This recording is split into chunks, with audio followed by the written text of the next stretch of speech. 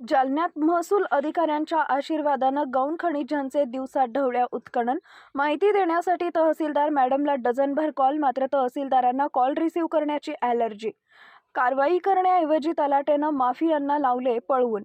जालना शहरातील जिल्हा कारागृहाच्या पाठीमागे असलेल्या शासकीय जमिनीतून काल सोमवारी दिवसा ढवळ्या मोठ्या प्रमाणात मुरमांचं अवैध उत्खनन होत असताना नागरिकांनी या प्रकरणाची माहिती देण्यासाठी तहसीलदार छाया पवार यांच्या भ्रमणध्वनीवर डझनभर कॉल केले, मात्र त्यांनी एकाही कॉलला प्रतिसाद दिला नाही। उलट मुरुम उत्खननाचा व्हिडिओ व्हायरल होताच तलाट्यानं मुरुम उत्खनन करणाऱ्या माफियांना पळवून लावल्याची घटना काल सोमवारी दुपारी शहरातील जिल्हा कारागृहाच्या पाठीमागे असलेल्या शासकीय जागेवर बघायला मिळाली।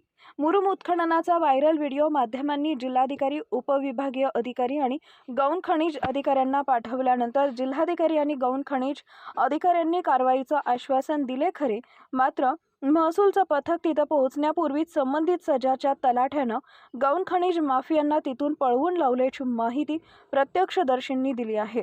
त्यामुळे जालन्यात अवैध महसूलच्या भ्रष्ट अधिकाऱ्यांनीच या माफियांना मोकळे रान उपलब्ध करून दिले आहे की काय, असा प्रश्न या निमित्तानं उपलब्ध होतोय।